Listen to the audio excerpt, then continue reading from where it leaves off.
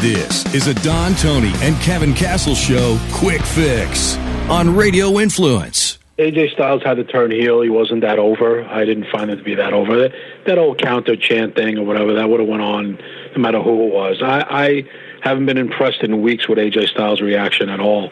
I think they had to turn him heel. I just didn't see a future for him as a babyface. Make this trio, an interesting heel faction.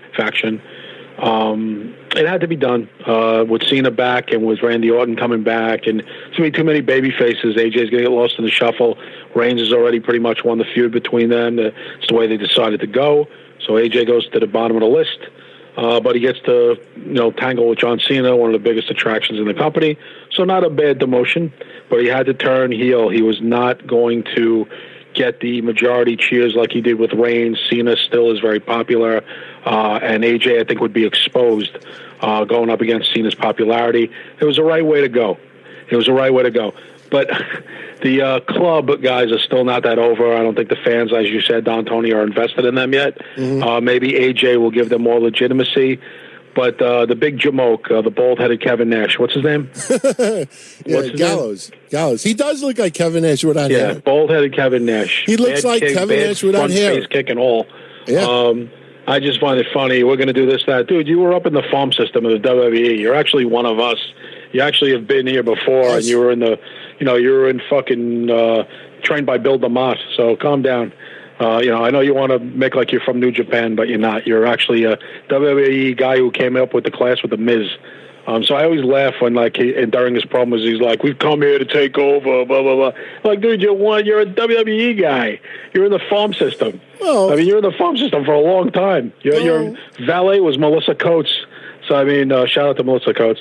So I just laugh. It's nothing, no big deal, but I'm just pointing out when he makes those little comments. You know what I mean? We're taking over. I'm like, dude, you're a WWE guy who went to TNA for a couple of years. Calm down. Like I said, and the other guy, Carl Anderson, people don't know enough about him. They're not invested in his team yet. And AJ will give them more pop on their side. And I like the running back and forth, attacking John Cena thing. It was very annoying after a while, but I liked it. You know what I mean? Kev and I had a discussion 2 weeks ago, and Kev actually reiterated almost word for word what I just said.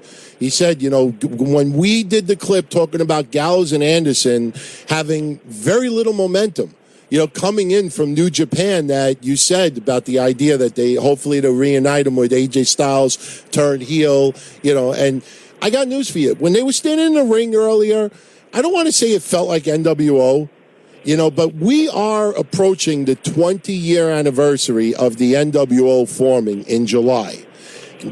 And WWE is doing this roster split, and they're doing something with NXT. They're doing a show, I think, called The End.